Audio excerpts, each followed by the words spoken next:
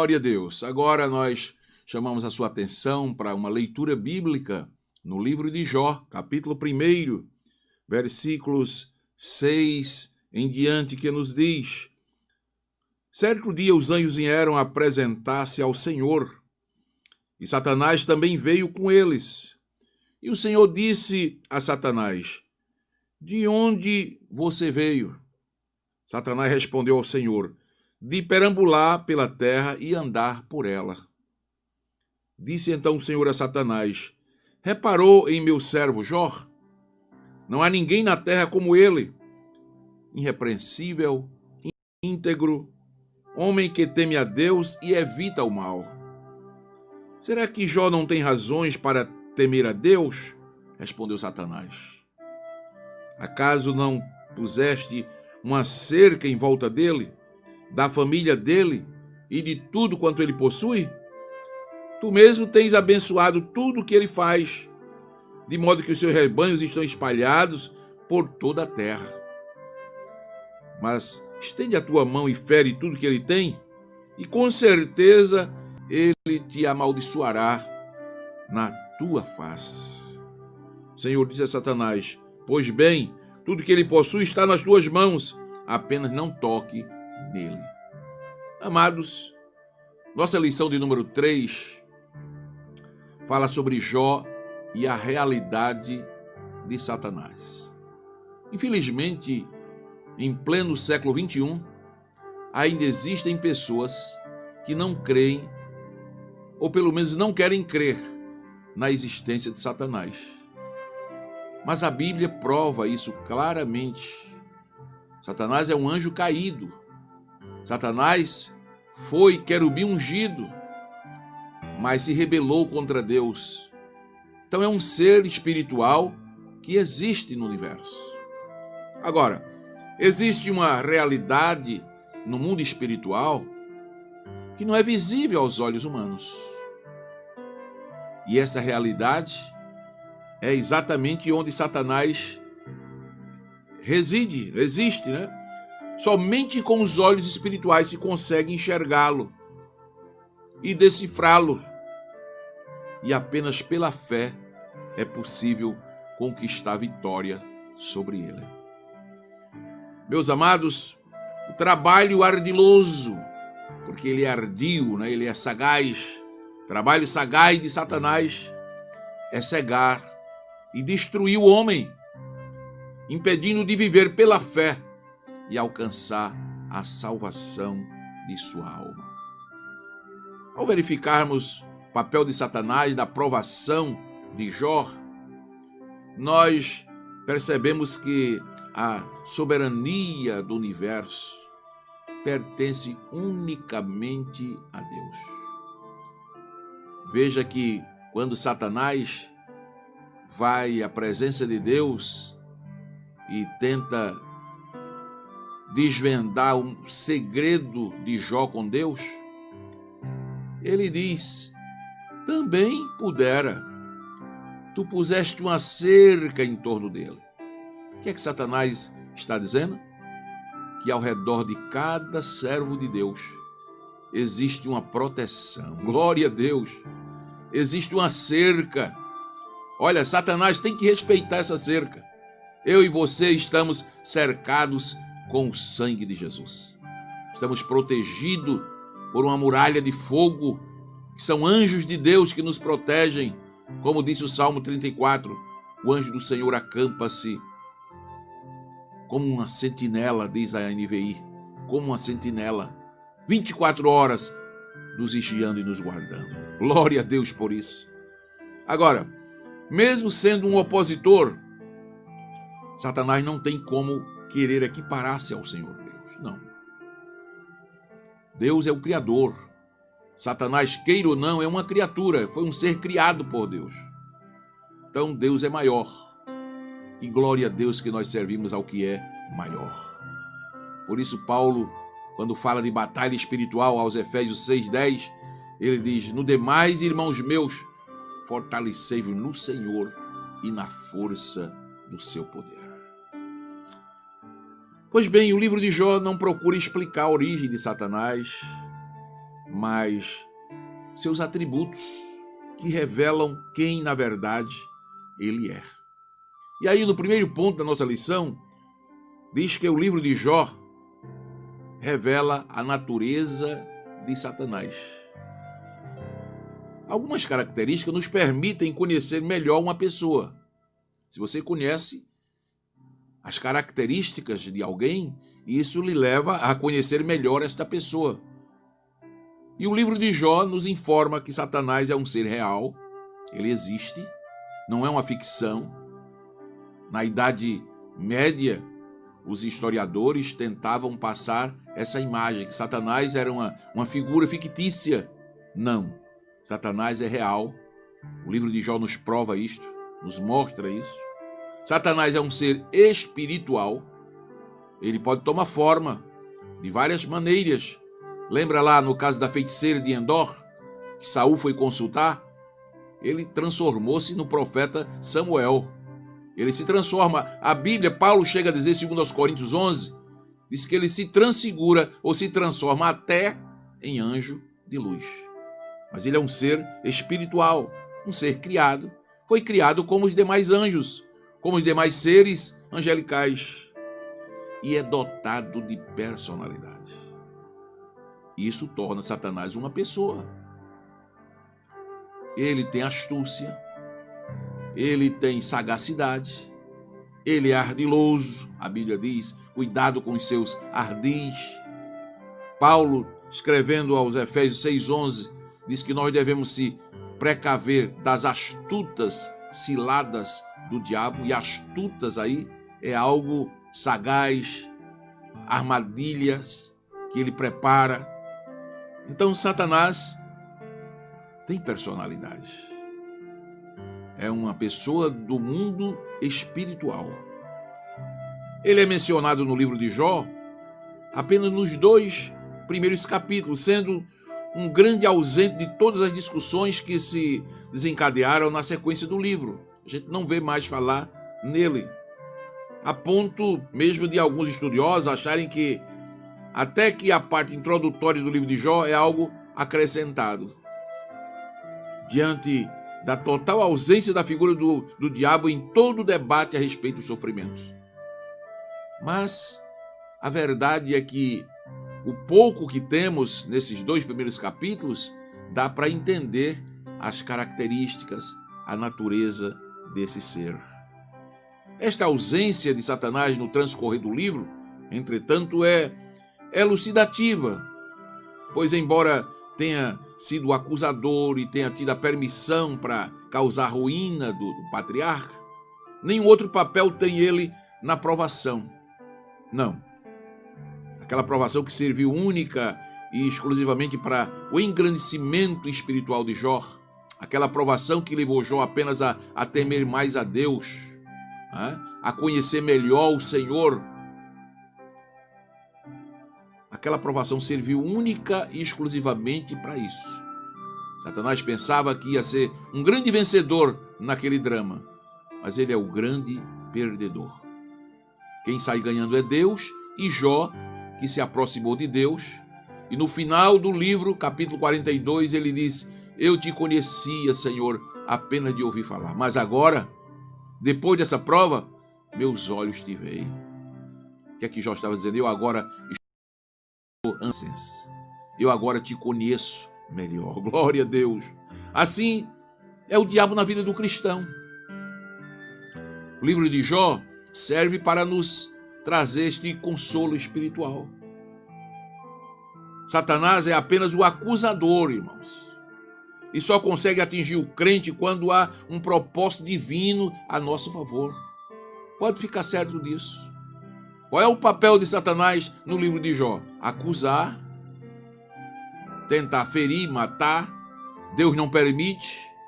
Deus permite que ele tente, que ele prove, mas com limite. E creia, é assim também na minha e na sua vida. Satanás não tem poder de tocar naquele que serve a Deus. Está escrito 1 de João 5,18: aos filhos de Deus o maligno não lhe toca. Não lhe toca. Glória seja dado o nome do Senhor.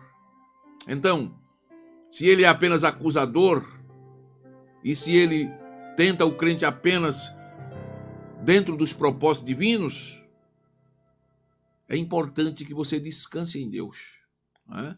O que é de Deus, o que é gerado de Deus, conserva-se a si mesmo. E o maligno não lhe toca. Tem crente que tem um medo de Satanás. Tem medo de Satanás destruir o que ele tem. Não, meu irmão. Você é de Deus. Você é filho de Deus. Você foi gerado por Deus. Sua vida tem uma cerca. Sua vida tem uma proteção. Glória a Deus. O próprio Satanás respeitou isso. Se Jó é crente, porque tu cercastes ele. Tu proteges ele e tudo quanto ele tem. Tudo que você tem, meu irmão, tudo que eu tenho é protegido pelo Senhor. É que há muitas igrejas por aí, há muitos movimentos, há muitos cristãos que dá mais valor a Satanás do que devia. Tudo que acontece na vida dele foi Satanás. Se morre um passarinho, foi o diabo que matou. Se leva uma topada, sai da frente, diabo. Tá querendo me derrubar? Não é assim não, meu irmão. Você foi gerado de Deus, você é filho de Deus, sua vida está nas mãos de Deus. Eu e você, nós temos uma proteção maravilhosa. É aí que vale a pena ser crente. É aí que vale a pena servir a Deus, para ter sempre esta proteção maravilhosa. Aí a Bíblia diz, e o maligno não lhe toca. Maligno não lhe toca. A Bíblia afirma-nos que o diabo apresentou-se entre os filhos de Deus. Jó 1:6. E muitos indagam a respeito da natureza dessa reunião que Deus teria de fazer com os anjos. E como é que Satanás se apresentou ali diante deles. Antes de falarmos dessa reunião, devemos desde já observar que no livro de Jó, a expressão filhos de Deus refere-se aos anjos, a começar de Jó 1:6. Mas que isto não deve em absoluto fazer com que se identifique esta expressão, né, no restante das escrituras. Não, é um caso restrito ali. Aquela reunião dos filhos de Deus está claro nos originais que eram anjos, eram seres angelicais. No restante das escrituras, essa expressão, como sendo referência aos anjos, nem sempre ocorrerá, pois ela pode também referir-se a seres humanos, particularmente aqueles que servem ao Senhor, ao seu povo, como está em Romanos 8,14, né? Todos os que são filhos de Deus. A expressão filho de Deus ali se refere a seres humanos que servem a Deus. O mesmo Espírito testifica com o nosso Espírito que nós somos filhos de Deus. A expressão filho de Deus ali já diz respeito a seres humanos. Mas aqui em Jó, essa expressão reuniram-se os filhos de Deus, está claro nos originais que eram anjos, eram seres espirituais que estavam reunidos na presença de Deus. Não nos olvidemos que, ainda que o livro de Jó não mencione o período em que os fatos ali narrados se deram, estão eles inseridos no período patriarcal, onde ainda não havia se formado o povo de Deus.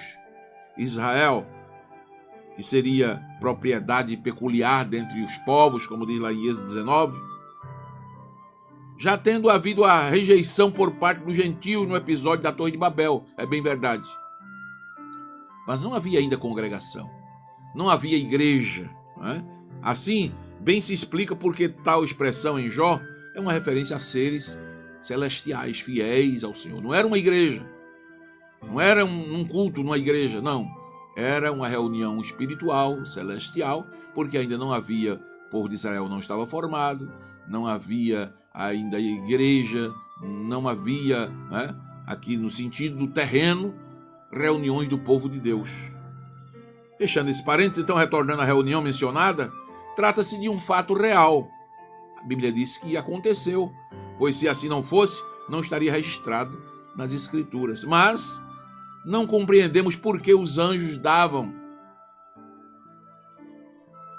a oportunidade dessa reunião. Por que é que houve essa reunião? A Bíblia não faz nos entender qual o objetivo dessa reunião. Pois, na verdade, o texto sagrado não leva em consideração o que foi tratado na reunião, mas sim chama a atenção da existência real de Satanás. E como ele é astuto. O objetivo da narrativa é mostrar a sagacidade de Satanás, até onde ele consegue chegar. Ele vai até a presença de Deus. De qualquer modo, é importante ver que esses seres espirituais existem, são anjos de Deus, anjos existem, criaturas morais criadas por Deus. Como os homens têm como consequência responsabilidades, têm de prestar conta ao que fazem diante do Senhor. Veja que aqueles que se rebelaram contra o Senhor foram expulsos com Satanás do céu. E se assim Deus procede em relação aos anjos, que dirá em relação a nós, que somos também servos dele? Essa é a lição maior que nós entendemos. Os filhos de Deus, então, amados, eram seres divinos ou subdivinos que compartilhavam da natureza da deidade de Deus. E esses filhos apresentavam-se, é o que nos dá a entender, periodicamente diante de Deus para prestar contas de seus trabalhos. A Bíblia manda a gente bem dizer a Deus, mas manda também os anjos bem dizer a Deus e diz: ministros seus, Salmo 103, que executais o seu beneplácito. Beneplácito é vontade. Então, como nós temos a responsabilidade de agradar a Deus, de cumprir a vontade de Deus, os anjos também são ministros de Deus. Eles ministram guardando os crentes na terra, ministram em missões específicas que Deus os envia. Por certo, essa reunião do livro de Jó é uma dessas reuniões, um desses momentos em que os anjos se reúnem para prestar contas a Deus das suas ministrações.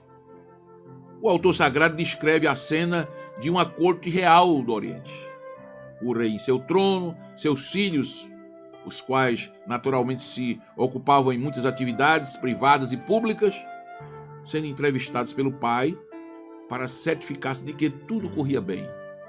Como se o rei chamasse a sua corte para uma reunião e perguntasse: está tudo bem? O que é que vocês têm visto por aí no reino? É mais ou menos essa a linguagem que o livro de Jó trata para nós. Antes de ficarmos querendo discutir qual é a natureza dessa reunião e quais os seus objetivos, algo que Deus não nos revelou, que portanto não é de nosso interesse, o importante é notar que Satanás, irmãos, apresentou-se entre os filhos de Deus.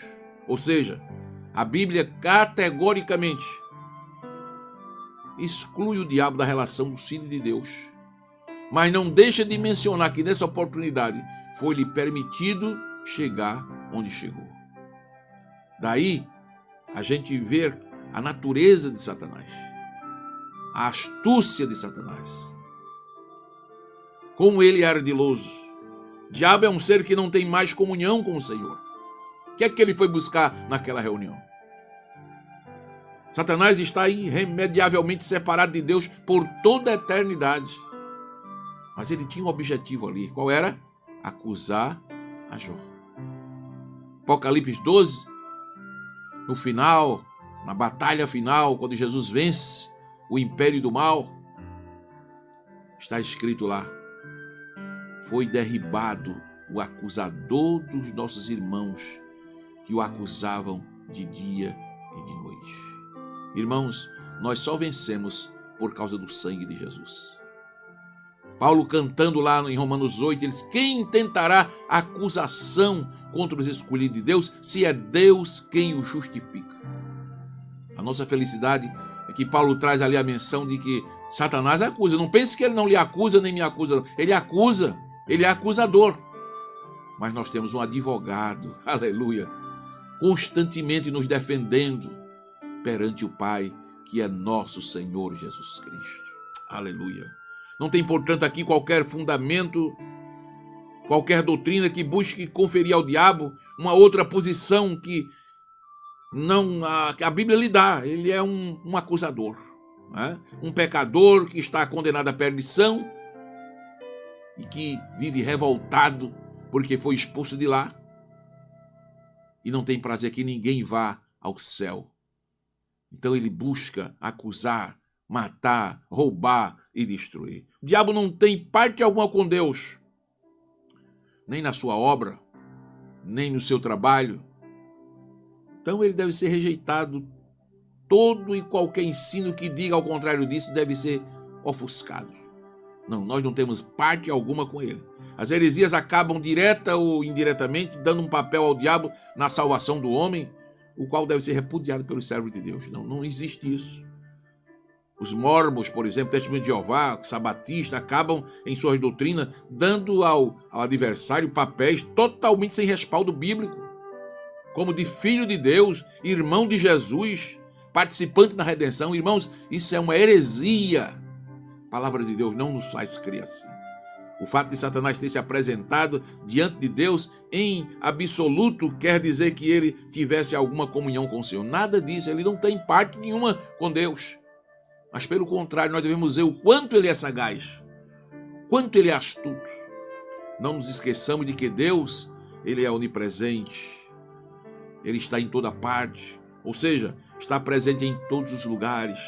Portanto, o fato de Satanás ter se apresentado ante ele não deve causar qualquer espanto, pois Deus está em todos os lugares. Assim, o fato de ter havido um diálogo entre Deus e o diabo não é o fato que nos causa espanto, mas antes é uma demonstração de que tudo está no controle do Senhor. Até mesmo os passos, os atos de uma rebelde criação como é Satanás, está tudo no controle de Deus. Aleluia. A Bíblia mesmo afirma que este acesso do diabo a Deus persiste até os nossos dias, pois ele prossegue sendo acusador dos crentes noite e dia. Apocalipse 12:10. Ele acusa, como nos ensina Champlin, quando começar a grande tribulação, o acesso que Satanás tem a Deus como nosso acusador chegará ao fim. Glória a Deus. A Bíblia adverte-nos que o diabo ocupa regiões celestes. Está sobre nós. Desde que foi retirado da glória do Senhor, Efésios 6:12, diz que ele habita nas regiões celestes. Lugar em que deverá ser expulso no início da grande tribulação, naquela batalha, né, da terrível tribulação, já 3 anos e meio, quando realmente o anticristo tomará forma, né? Aliás, a trajetória do diabo é uma sequência de precipitações, de quedas e de fracassos. Ele vai se levantar na pessoa do anticristo e mais uma vez vai perder a batalha. Da glória celestial, ele foi precipitado a regiões celestes. Hoje ocupa aquele lugar apenas para ser derribado na terra. Após ter sido selado, amarrado por 1000 anos no milênio e preso, ele vai viver no abismo, diz Apocalipse 20. Será por fim lançado no lago de fogo e enxofre, Apocalipse 20:10. Assim será todo aquele que, a exemplo do diabo, rebelasse contra o senhorio de Deus. Deus trata com suas criaturas iguais. Assim como ele tratou com os anjos caídos, assim como ele trata com Satanás, o ser humano também precisa ter ciência do senhorio de Deus na sua vida. Deus tomou a iniciativa do diálogo com Satanás. Veja versículo 7 que lemos. Versículo 7. Foi o Senhor quem perguntou a ele: de onde você vem? O Senhor tomou a iniciativa. Em mais uma demonstração de que é Deus que está no controle de todas as coisas. Foi Deus que abriu o diálogo. Foi permitido que o diabo se apresentasse diante de Deus, no meio dos anjos, exatamente porque o Senhor tinha um plano de crescimento espiritual de Jó.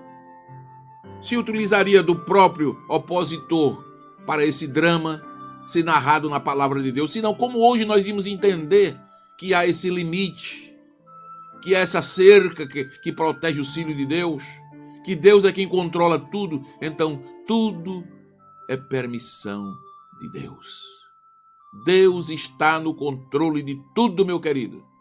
Deus está no controle da minha vida. Deus está no controle da sua vida. Deus está no controle do universo. Não temas.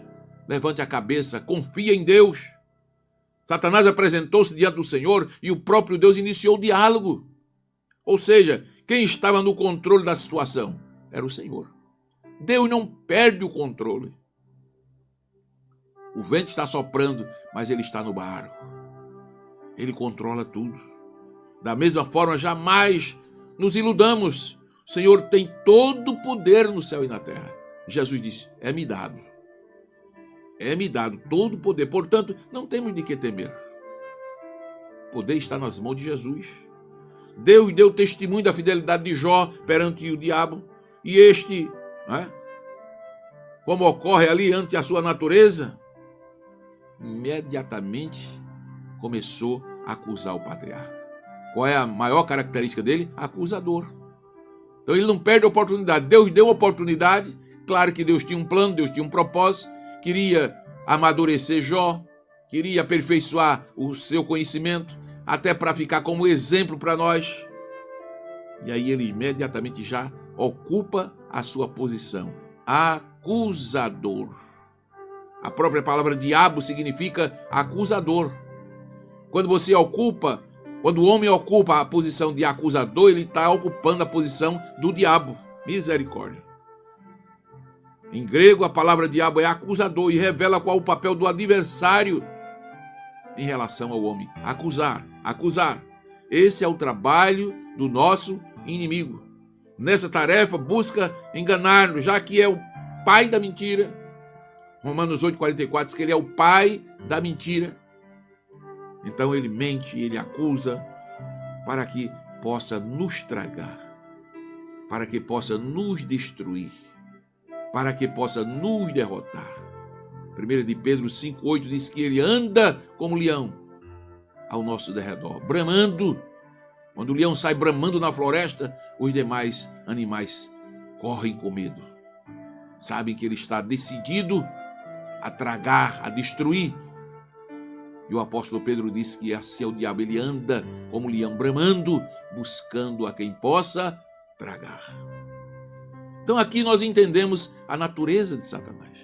Ele é uma pessoa, ele é um ser, ele acusa, ele é sagaz, ele é astuto. Mas o livro de Jó também mostra as obras de Satanás. O que é que ele faz?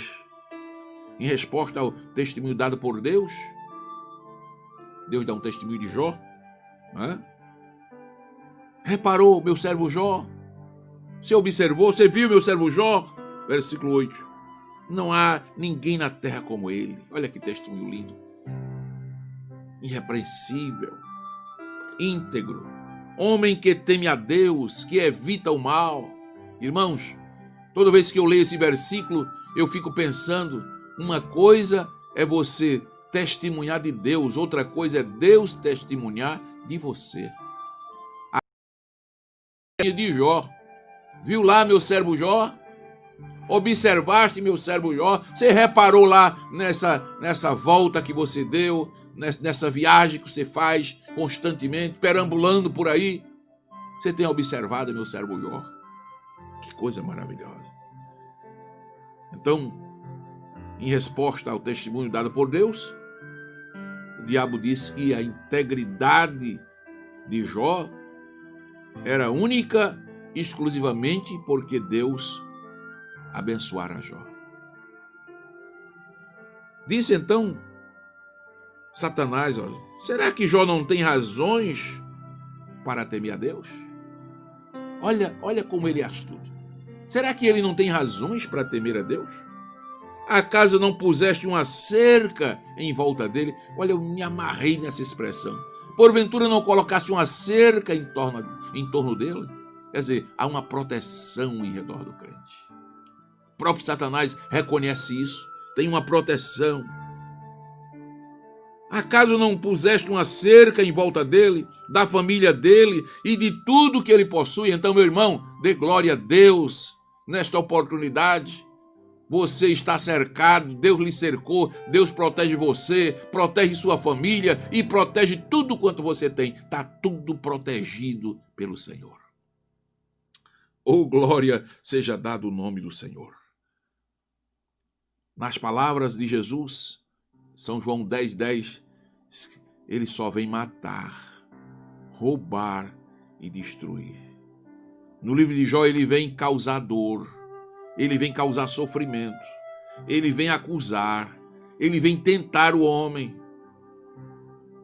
estando alienado da glória celeste por causa do seu pecado de rebelião, algo irremediável, destinado à condenação, à perdição eterna.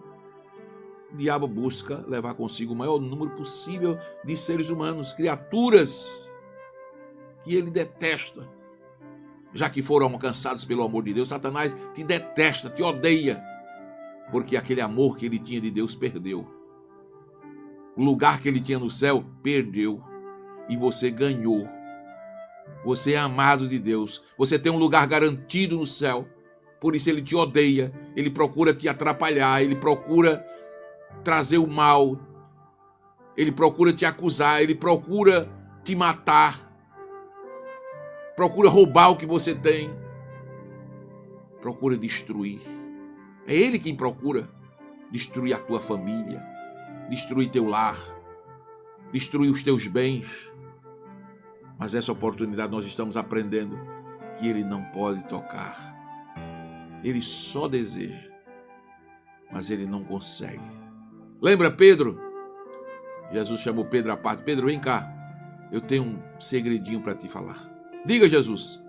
Simão, Satanás me pediu para ir andar contigo.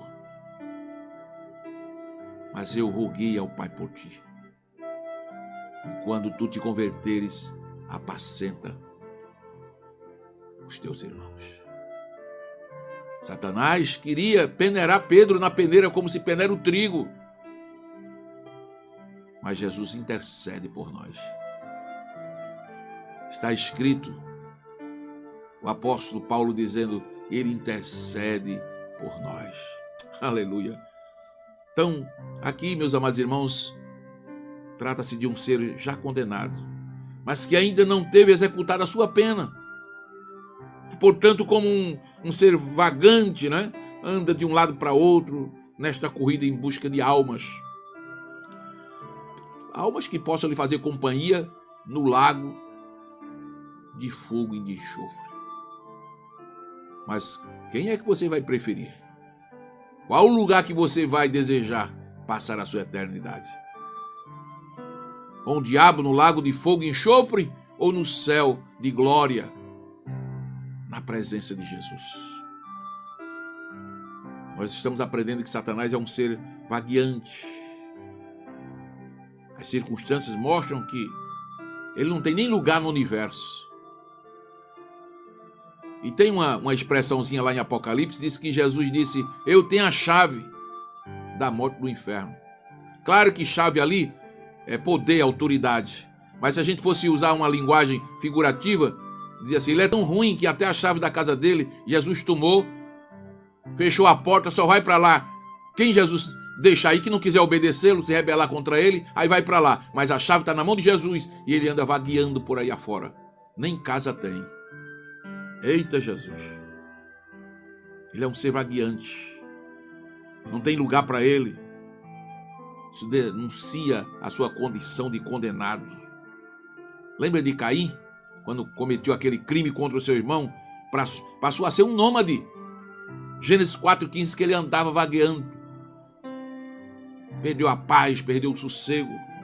Satanás compareceu diante de Javé para fazer seu relatório de atividades. Pois como é óbvio, como é claro, né? Ele tinha essa responsabilidade antes diante de Deus.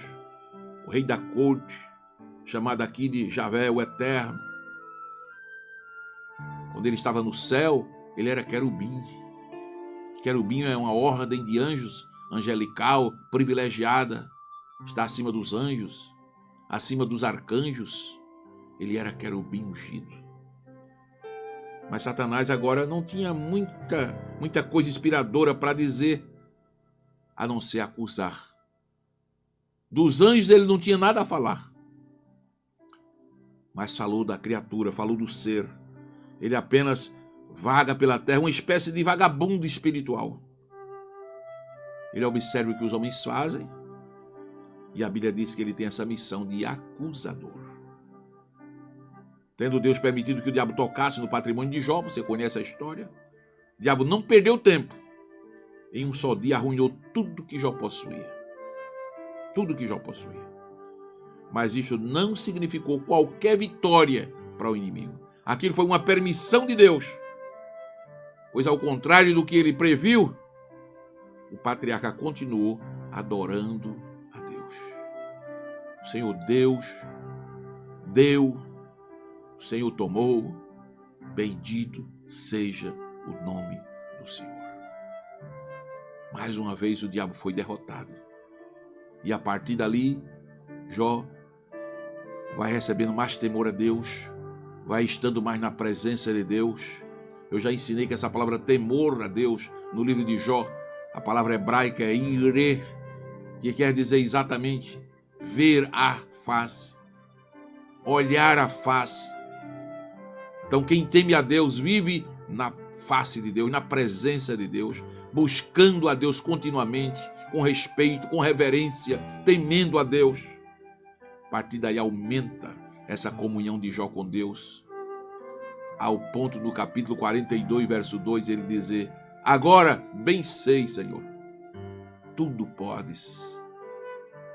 Tudo podes. Eu agora entendi que tu és onipotente. Tu és o El Shaddai, o Todo-Poderoso. E nenhum dos teus planos, nenhum dos teus propósitos podem ser impedidos. Querido, guarde essa palavra. Nem Satanás pode impedir o que Deus tem na tua e na minha vida. Aleluia! Porque Deus tudo pode. Ninguém pode impedir os planos, os propósitos, os projetos de Deus nas nossas vidas. Descanse em Deus. Não devemos temer a nada, mas se preparar para vencer Satanás, contando com a proteção de Deus. Guarde essa palavra. O maligno não toca quem é gerado de Deus, quem é filho de Deus. E olha, isso é muito importante. Estejamos firmes contra as astutas ciladas do diabo.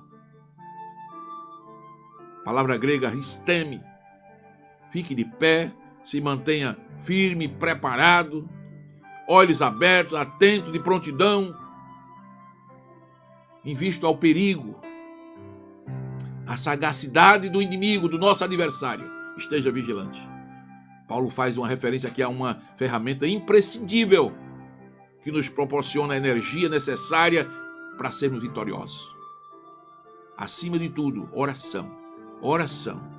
Orando em todo tempo, com toda oração e súplica do Espírito, e vigiando, sempre alerta, com toda perseverança e súplica por todos os santos.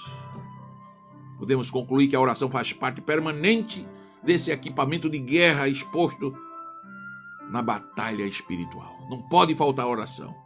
Cada uma das áreas espirituais é importante, desde o cinto até a espada. Mas, disse o pastor Helena Cabral, toda essa armadura deve estar revestida com oração.